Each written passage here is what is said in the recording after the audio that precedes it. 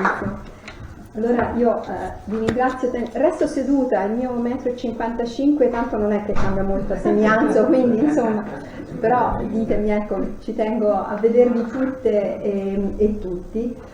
Vi ringrazio veramente, ringrazio Maria, ringrazio tutta l'FNP della CISL per questo invito e vi devo dire, permettetemi i primi minuti non istituzionali, è una grande emozione essere qui. Ci sono persone che conosco da oltre 10 anni e mi hanno accompagnato e noi sappiamo che su questo tema la più grande alleata della violenza è la solitudine, che colpisce sicuramente le vittime, ma colpisce anche noi umili operatrici, operatori, anche della sanità, che magari ti trovi alle 2 di notte di fronte a un dramma che non ha risposta. Guardate, io sono una vecchia anestesista, vecchia in tutti i sensi, anagrafica e di percorso. Ho lavorato in situazioni in Yemen, India, Nepal o Milano e sono abituata alla solitudine e alle grandi emergenze, eppure da quando vivo queste situazioni ti prende una solitudine e uno sconforto importante, perché non riesci a dare la risposta e sei lì di fronte a un dramma. Per cui il mio ringraziamento va al sorriso di Gertrude, a Zagoin, a tanti nomi, a Maria. Mi avete accolto oltre 10 anni fa perché raccontassi la mia storia e io non lo posso dimenticare, quindi un pezzettino, mia figlia ha studiato a Venezia, quindi mi prendo, abbiamo anche rappresentanti della regione, un briciolino di me è veneto e sono veramente, io non lo scordo, la forza che avete avuto. Tutta la storia di Codice Rosa, a dei punti con voi, a Roma, la ministra allora Cancellieri, cioè la ministra degli interni, il SIUP, sono andata per una parte lunga della mia vita, ho lavorato più forse con le forze dell'ordine, sia come intelligence che come Ministero degli Interni, è stato importante. Benissimo, grazie. E quindi ecco, è un legame forte e oggi essere qui, vi devo dire, mi emoziona grandemente perché a un certo punto dopo 60 anni sono diventata anche più facilmente emotiva, non vi dico la lacrimuccia, però insomma per me è stata una grande gioia, per cui io ringrazio veramente tutti voi e ci sono e ci sarò sempre per voi assolutamente. Chi sono? È una bella domanda, forse bisognerebbe chiederlo a chi lavora e vive con me, ma bisognerebbe chiederlo a Gertrude, forse bisognerebbe chiederlo a Maria. Io sono una medica. Come ho detto tante volte, sono semplicemente un'umilissima media del sistema sanitario nazionale, cresciuta da un babbo preside in cui i valori della vita erano scuola pubblica e sanità pubblica. La scelta con tante specializzazioni di non fare un'ora di libera professione o il consulente di parte forse dice la cosa più forte di me. E a un certo punto mi sono resa conto nella vita che ero responsabile della materno infantile come anestesista e rianimatrice, poi andavo all'estero in situazioni molto particolari ad affrontare situazioni sulle donne, l'ambulatorio di genere nel nord dello Yemen in accordo con i contrabbandieri dell'Arabia Saudita, forse la dice lunga su quella che era la visione, però ero convinta di aver scelto un paese come posto, come quello della Maremma, tranquillo, io sono di Siena, per far crescere i miei figli. 2 casi in 3 anni di violenza, quindi niente, era bellissimo. Forse ci è voluta una malattia tra l'altro professionale, una sensibilizzazione molto grave che mi ha allontanato dalle sale operatorie, proprio a causa di servizio, quindi insomma i sindacati hanno blindato il mio accesso alle sale operatorie perché avessi il neurone, quindi questo per raccontarvi che anche una persona molto sensibile a questi temi talvolta ha gli occhiali sporchi. E vedere ad esempio, io mi ricordo durante la malattia a marzo, quel marzo del 2008, mandarono tanto ai convegni, quello che diceva il nostro segretario prima, no? Cioè tanti convegni in un mese e allora io ero qua come sanità, la stessa provincia, immaginate questa provincia bucolica, bellissima, poi avevo accanto il procuratore, stessa procura, stessa provincia, e la responsabile dei centri antiviolenza, stessa provincia. Il procuratore parlava che ogni anno nella procura c'erano 60 fascicoli di violenza sessuale. Ora, sicuramente tra di voi ci saranno esperti del diritto e avvocati e mi diranno, vabbè dottoressa, ma mica tutti i casi passano dal pronto soccorso. No, ma tanti sì. Allora, se noi crediamo alle statistiche dell'epoca, riprendo il Viminale, ci possiamo fidare, no? Di quello che ci diceva il Viminale. Diceva che le denunce erano circa, perché capite che i numeri sono approssimativi, orientativi, erano il 7%. La Casa delle Donne, nello stesso periodo, che aveva forse un osservatorio diverso, parlava con le donne, parlava del 2%. Ora io ho fatto il classico e col dispiacere di mio padre, le operazioni mi risultano un po' difficili. Allora dentro di me dicevo, ma facciamo quella tabellina del 5%. Ma se 60 sono il 5% di quello che accade nella mia provincia, dove io ho 13 pronti soccorsi, che numero ho? Ora, qualcuno sicuramente bravo l'avrà già fatto, io impiegavo tempo, ma non mi tornava, era troppo. Vuol dire che noi, come sanità, non avevamo la percezione. Poi c'erano i centri antiviolenza e allora io devo tutto, alle associazioni anche che oggi sono qui presenti, veramente un mio grazie, perché nonostante tutte le mie specializzazioni, l'addestramento, il Ministero degli Interni, i servizi, eccetera, nessun libro, nessun insegnante. Io sono del 1960, nessuno mi aveva mai raccontato della violenza di genere, nessuno. E guardate, un mio vecchio professore, il professor Caniggia di semiotica e di clinica medica, mi diceva, se una cosa non la conosci, non fai diagnosi, vale lo stesso, è lo stesso tema. E è stato proprio il contatto con i centri antiviolenza, con le operatrici delle associazioni, a farmi crescere tantissimo. E ci è voluto, allora, che cos'è il codice rosa? Il codice rosa è un atto, e guardate, rosa non è rosa colore, è una rosa bianca, perché molti di voi sono grandi esperti di storia. La rosa bianca anche in Europa ha un valore altissimo simbolico per le vittime dei reati. Pensiamo agli studenti di Berlino, pensiamo ad Anna Bolena, dove a Londra, la torre di Londra, il 19 di maggio ogni anno, nella ricorrenza della sua decapitazione, portano chissà chi, non si sa bene chi, mi piace pensare che siano delle donne che tramandano questa cosa, portano un bouquet di rose bianche. Ecco, è un atto di umiltà, perché noi potevamo rispondere, come allora mi rispose il direttore generale, noi abbiamo le migliori procedure, sì ma non lo stiamo facendo bene, ci vuole un atto e tutto è cominciato con una squadra profonda con la procura, la polizia giudiziaria, insieme. Fare team, fare squadra è qualcosa di diverso da fare un protocollo di intesa. Nello stile di Codice Rosa io dico sempre che noi prima le facciamo le cose, poi andiamo a fare le film con le foto. Se andate un po' sul web vedete, ad esempio recentemente il 29 di novembre abbiamo rifirmato, io come responsabile della rete regionale di Codice Rosa, che in Toscana appunto ormai è Regione Toscana, sì, insieme a tutte le procure della regione, quindi è un unicum diciamo quasi a livello europeo, con tutte le procure, le procedure condivise anche con le associazioni, proprio tutta la regione, proprio un forte, sono 3 anni di lavoro e non l'abbiamo firmato prima, l'abbiamo firmato alla fine, quando l'abbiamo presentato, però ci vuole tanta umiltà, perché guardate, ne parlavamo prima, all'interno della sanità, parlo di sanità pubblica, anche reparti diversi non ragionano talvolta, non ragionano. Recentemente, anche proprio all'ospedale di Grosseto, è successa una lite fra 2 professionisti perché era arrivato, tra l'altro, un ragazzo molto giovane, vittima di violenza sessuale. E c'è stato uno scontro tra il chirurgo e il ginecologo per chi dovesse fare i prelievi. Brutta cosa, siamo tutti molto stanchi, arriviamo da 2-3 anni a questo punto molto difficili.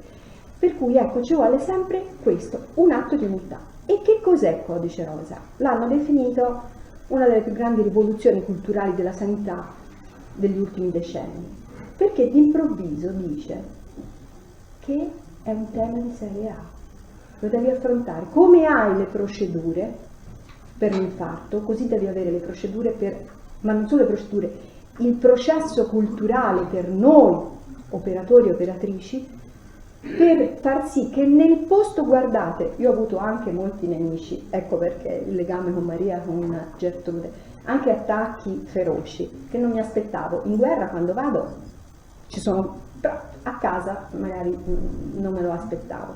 Però dicevano, il pronto soccorso non è adeguato, l'attività, il consultore, bene, è verissimo, ma noi abbiamo deciso di accendere le luci nel posto meno adeguato, più brutto, più violento della sanità. Ve lo dico, cioè, come rianimatore. Però lì, prima o poi, l'anziana vittima di violenza arriva, il ragazzino che tenta il suicidio perché è vittima di bullismo omofobico, ti arriva, e il problema è che non te lo racconta, così come spesso non te lo dirà la donna.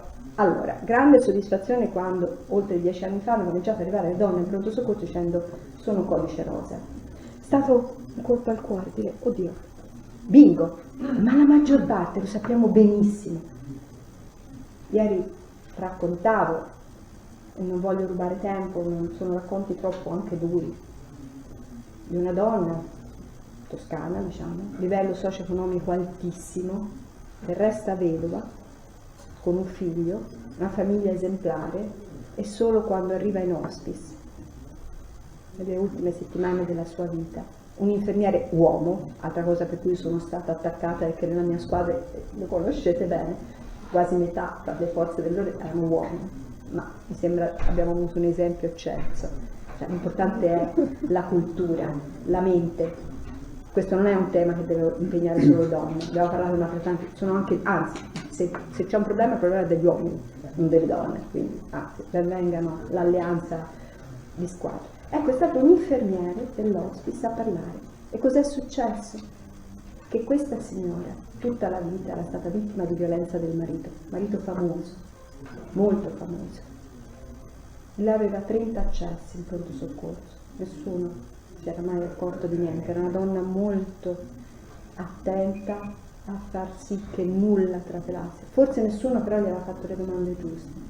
E una volta morto il marito, per lei forse si apriva un momento meno violento, e il figlio ha preso il posto e l'ha massacrata di botto.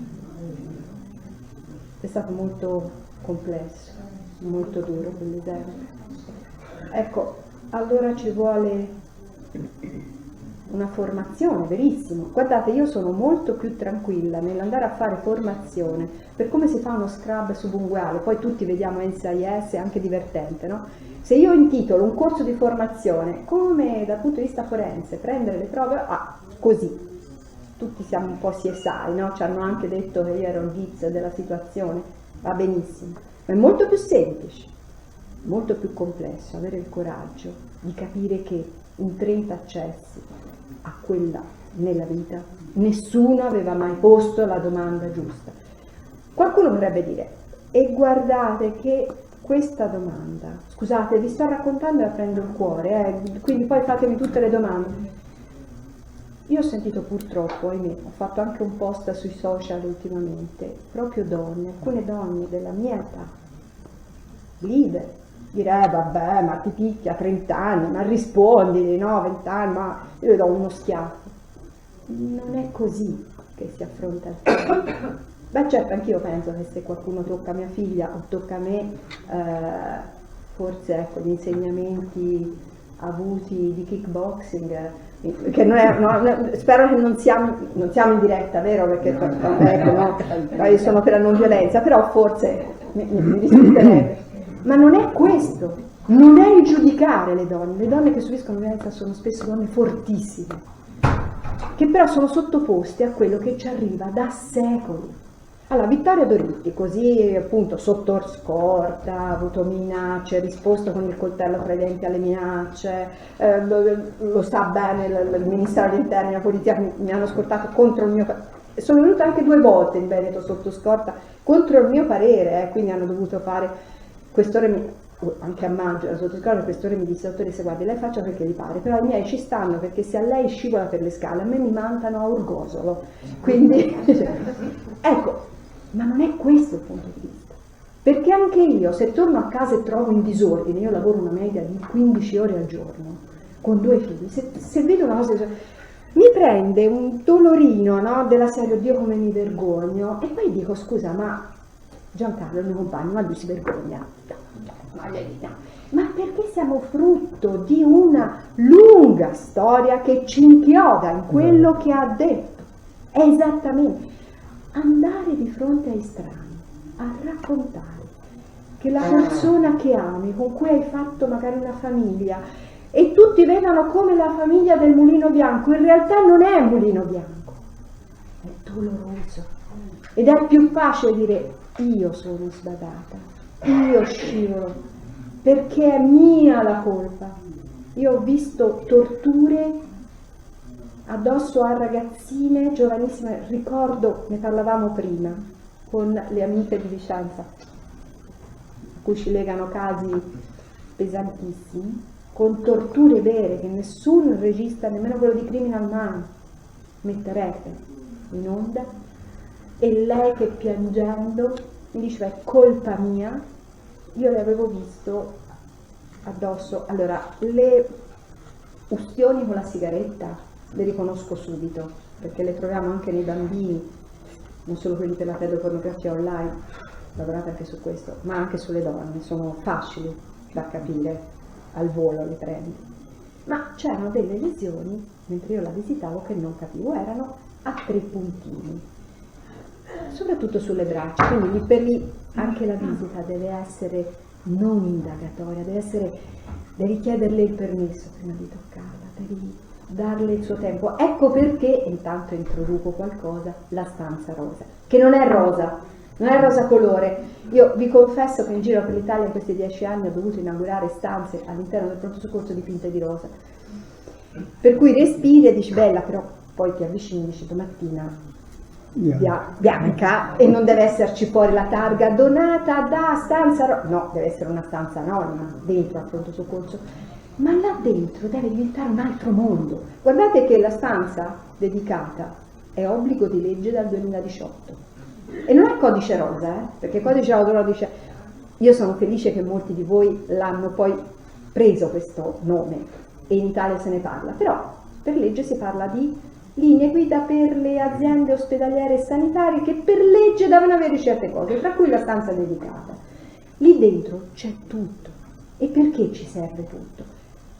Poi se volete, però solo se c'è il tempo e me lo chiedete, vi dirò come nasce, perché è importante capire come nasce l'idea della stanza rosa, che nasce nel 2010. Però è un posto dove la donna o il bambino o chi subisce un crimine di odio, assolutamente sì, non debba andare su e giù, qua e là negli ospedali, magari lo vedano anche tutti, ma sta dentro e sono i professionisti sanitari che vanno da lui. Scusate, non è il progetto in cui si parla del paziente o la paziente al centro, e allora facciamolo. Quindi è obbligo di legge. Chiaro, se deve andare a fare in sala operatoria o un TAC non è possibile, ma per il resto, cioè l'infettivologo va e prima di entrare chiede. Quindi in questa stanza io vedo questa ragazza e prima di fare le foto, fondamentali anche le modalità con cui si fanno le foto per la polizia giudiziaria, cerco di capire, perché buchini, capite bene cosa potesse essere, ma erano troppo regolari. Alla fine, accarezzandola, lei mi vede che le guardo, lei fa: è tutta colpa mia, dottoressa, è tutta colpa mia, perché in tutti questi anni, la ragazza non era di origine italiana, mi fa: io lo faccio arrabbiare perché non ho imparato a fare la pasta, la faccio sempre scotta. E lui le dava il forchettato. Ma lei era certa di meritarsi quella punizione.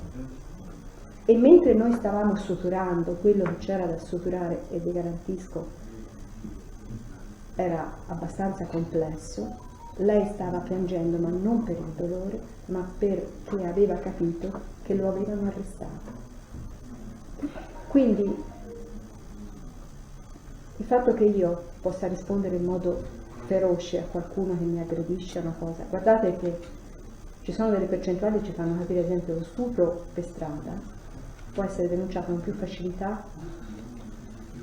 degli stupri in famiglia. Quasi nessuna donna ha la percezione di che cosa vuol dire uno stupro in famiglia, e quando si è sottoposte a questo.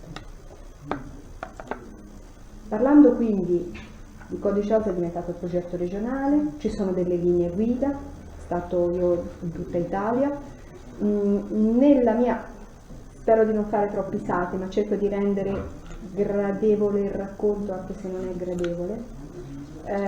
Vi vorrei parlare di questi ultimi anni in cui io ho lavorato a lungo al Ministero degli Interni. Il primo tavolo di Codice Rosa era col prefetto Cirillo e il capo della polizia.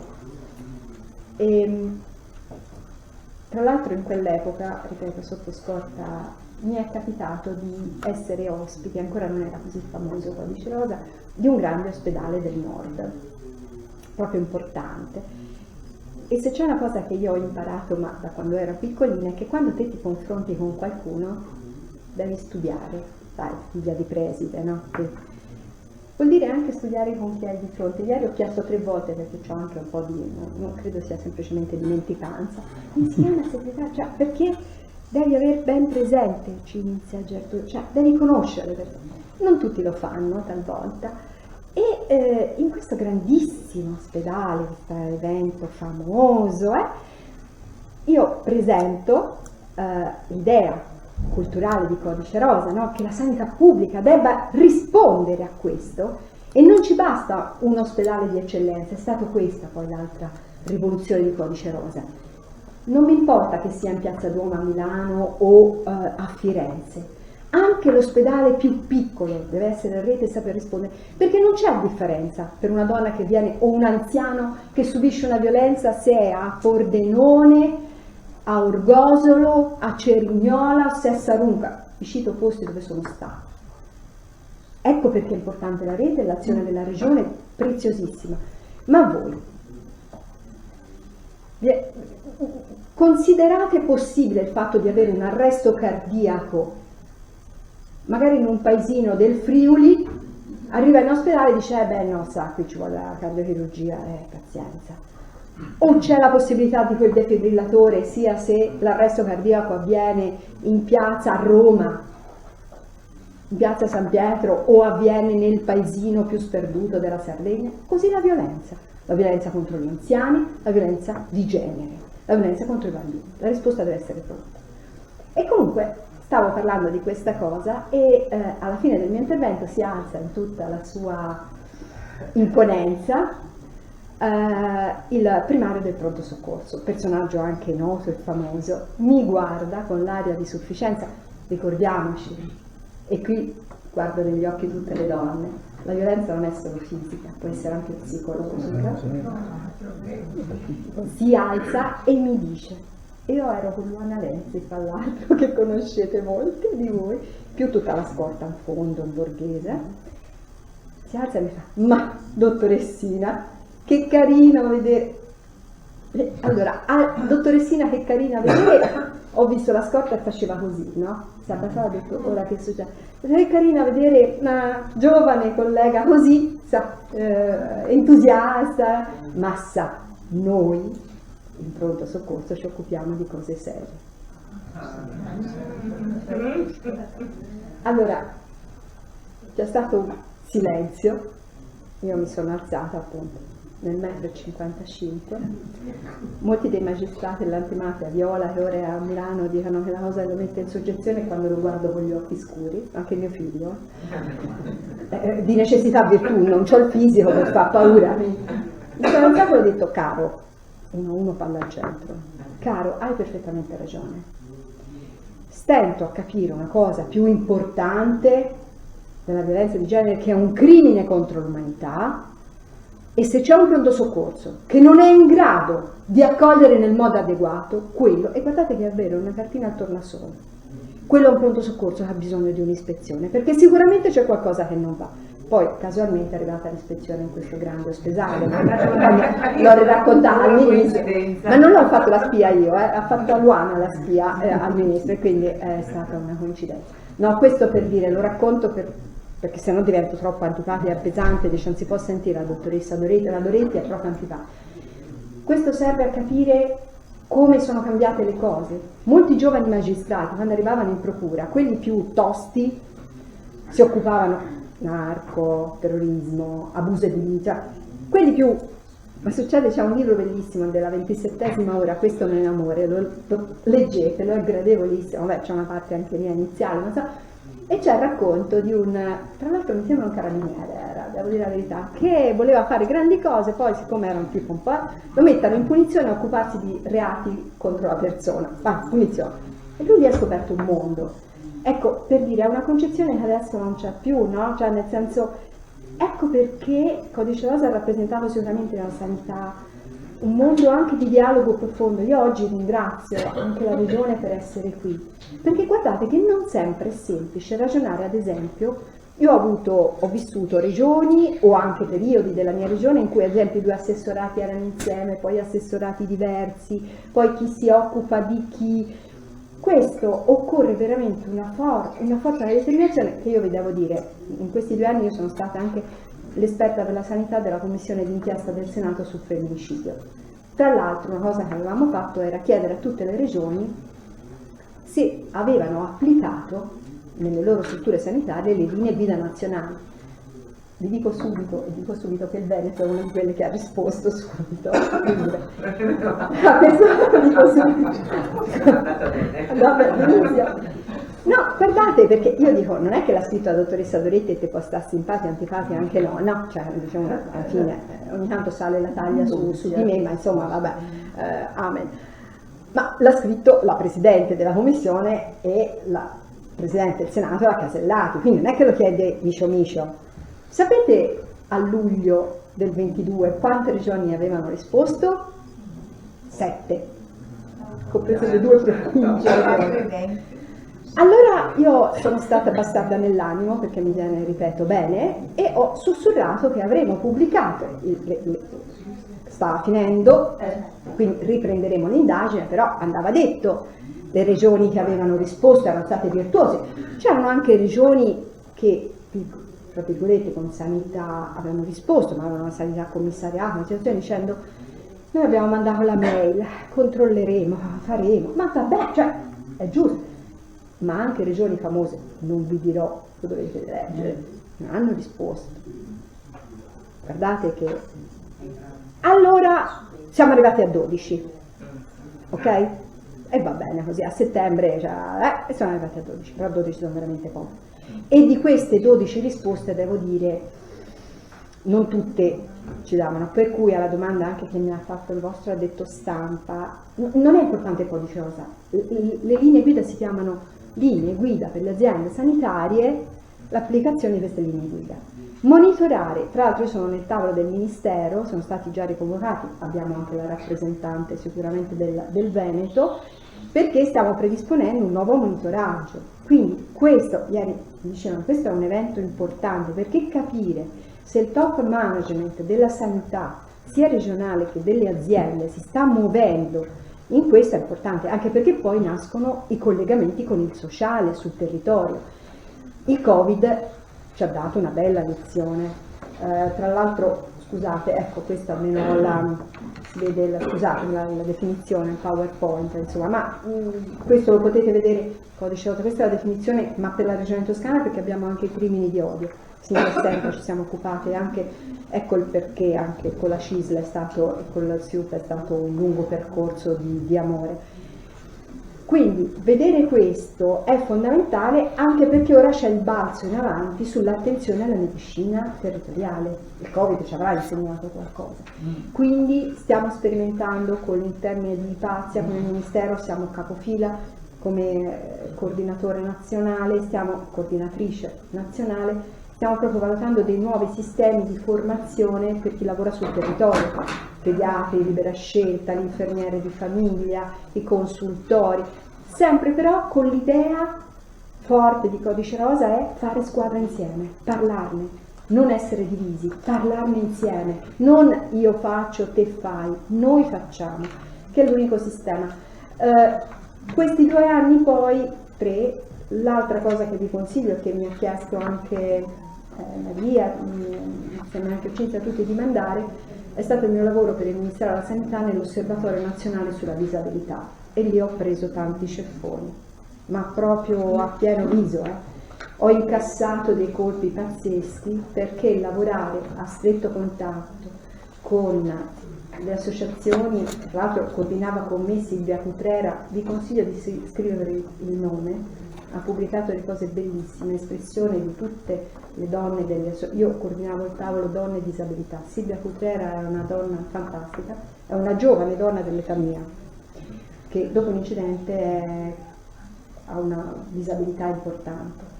Io non mi ero mai resa conto fino in fondo, così come per gli anziani, e le discriminazioni multiple. Cosa volesse dire per una donna con una disabilità, ad esempio fisica, andare dal ginecologo per tutta la vita, essere costretta a chiedere al padre di tenerle le gambe perché quel lettino ginecologico non si alza e non si abbassa. E allora io sono Vittoria Doretti, non sono la mia malattia, io non sono i miei 62 anni, io sono Vittoria Doretti. Io non sono la mia malattia, è il sistema che mi pone la disabilità se non mi crea un percorso ad hoc. Costa molto poco. Io ho rotto talmente tanto le scatole a casa mia che fino a che ESTA, che è l'agenzia che fa gli acquisti per tutta la regione, non ha comprato almeno un lettino ginecologico che si alza e si abbassa per tutte le aziende, non ho avuto pace. Ma non perché sono brava, non perché sono brava, ma perché è dovuto. È dovuto. Ci sono anche altri racconti. Per andare avanti, eccolo qua. Questo è il saluto di alcuni della squadra, altri volti li conoscete, ma qualcuno c'è anche Luana là nel mezzo, sono cambiati i colori dei capelli. E queste erano risposte, ma ve l'ho già raccontato un po', no? Perché la sanità si deve occupare, gli operatori, pensate durante il Covid quello è successo. Questa è stata un po' la storia di Codice Rosa, ma insomma, se poi volete con le domande vi racconterò. Sì.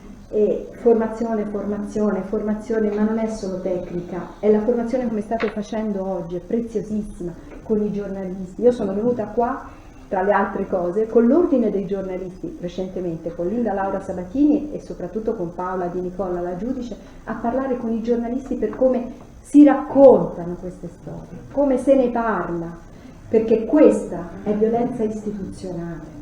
È violenza, cioè scrivere una cartella clinica, la paziente riferisce prostituzione e direbbe di essere stata violentata. Questo è ciò che allontana. La possibilità di fare il processo in un pronto soccorso o sui giornali e poi ci domandiamo il perché le donne non denunciano. Guardate, c'è nella commissione d'inchiesta della sanità, potete anche vedere il report fatto, è finito nel 2021, il 25 novembre l'abbiamo presentato, sul mondo della giustizia e si intitola Dove abbiamo sbagliato. Sapete tra le cause di femminicidio quali sono le principali? Primo è quello di essere donna, e vabbè, è su quello, chiaro. Ma tra le altre cause c'è quello di avere la sfortuna di trovare nella propria strada operatori e operatrici dello Stato non preparati.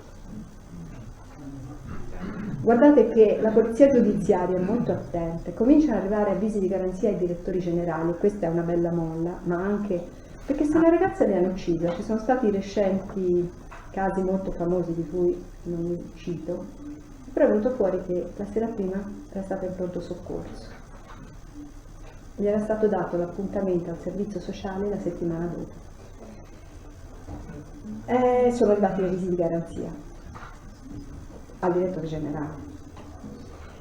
Perché anche col codice rosso cambia la storia.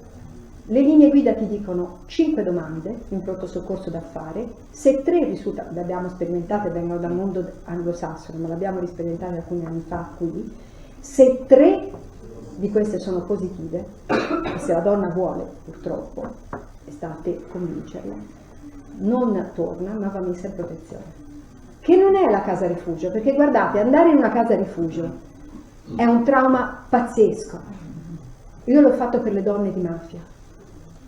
E lì ci sono motivazioni, ma per una donna vuol dire trascinare i figli lontano dalla loro scuola, dai loro parenti, abbandonare il cellulare, abbandonare la loro casa, è una scelta pazzesca. Allora abbiamo ideato, e sicuramente ci sarà sicuramente anche la possibilità, o forse già lo fate anche in Veneto, Queste 72 ore, siccome i posti in casa rifugio sono molto pochi, c'è stato utilissimo durante il Covid, abbiamo delle situazioni che non sono proprio casa rifugio, diciamo sono situazioni con tranquillità, dove puoi stare 72 ore, dove poi parli con calma con il servizio sociale, parli con calma sulle forze dell'ordine, prendi un po' di respiro e decidi quello che sarà il futuro. Questo cambia, ad esempio durante il Covid era fondamentale perché lì facevamo passare 14 giorni non potevano andare subito in comunità, quindi 14 giorni di isolamento.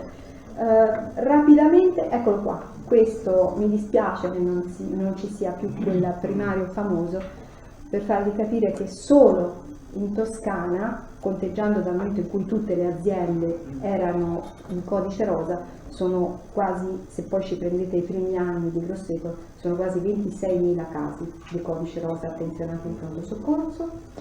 E questo un po', questo che ve l'ho dato è antipatico, però fa vedere, infatti la Linda Laura Sabatini ci pone sempre come showcase anche a Malta hanno voluto per le vittime di reato in Europa, perché è un andamento abbastanza uniforme, no? Vedete che nel 2020, tra l'altro nel marzo 2020 c'erano sparite le chiamate, erano sparite al 15-22, ma erano sparite anche a noi, i bambini non arrivavano, ma ci ha preoccupato, no? Perché infatti ci aspettavamo il rebound, quindi che è arrivato, e come vedete nel 2021 siamo già con i dati toscani del 2019, sono uniformi le varie aziende, le varie realtà. Guardate, non esistono città esenti, io ho solo una città che ha un pochino meno segnalazioni e mi viene detto sempre ma perché qui siamo una comunità, siamo tutti buoni. I dati mancano quando non hai il coraggio di guardare. E sugli anziani, perdonatemi se dirò una cosa veramente cattiva, è come per la disabilità, siccome sono discriminazioni multiple, ci vuole tanta forza, tanta determinazione per accendere le luci. Eccolo qua, questo scusatemi è un anticipo che volevo darvi su uno staccato di casa mia, Toscana. Non ho altri dati, l'altro Istat è del 2014 e vi ricordo che l'indagine Istat arriva fino a 65, come se sopra 65 ci vogliono tutti bene. Peccato che analizzando i femminicidi in commissione d'inchiesta tra il 2017 e il 2019 il 27% fosse di donne uccise sopra i 65, stanno aumentando i matricidi, quindi anche questa cosa con Linda Laura Sabatini abbiamo detto bisogna fare. Questo è quello che è successo nel 2021.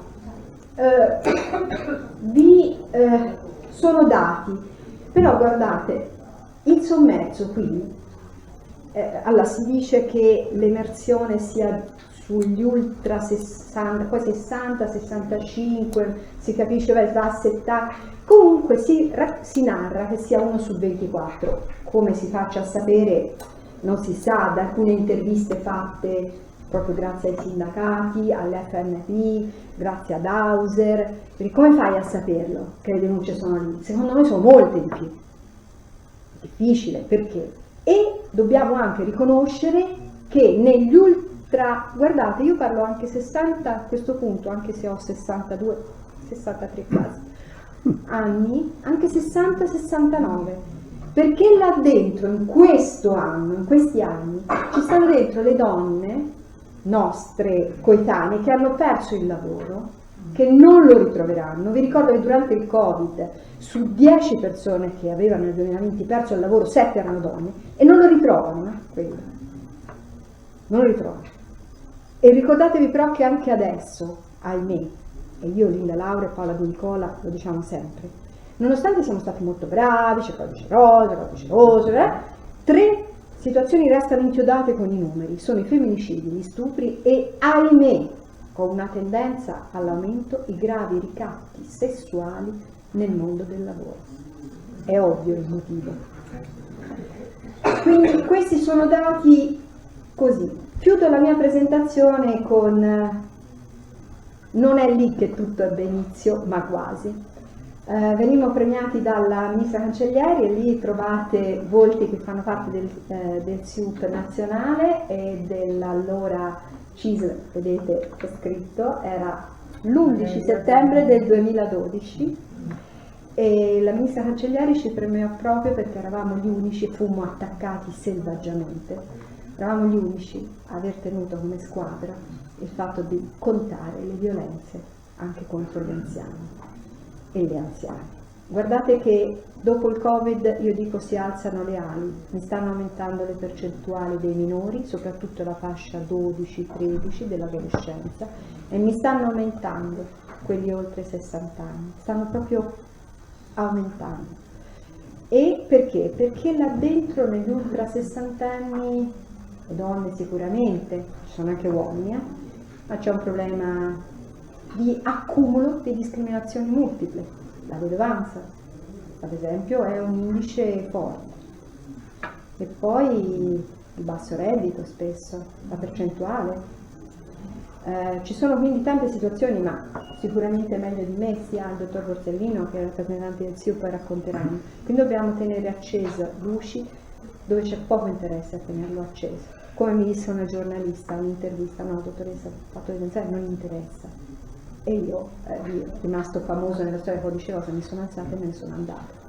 Perché se non c'era l'interesse nel parlare della violenza contro gli anziani, io non avevo nessun interesse a tenere un'intervista a livello nazionale e sono andata via per un po' di tempo. Comunque, diciamo che Rarini mi scrisse anche delle scuse da parte del direttore, ha fatto un po' di show.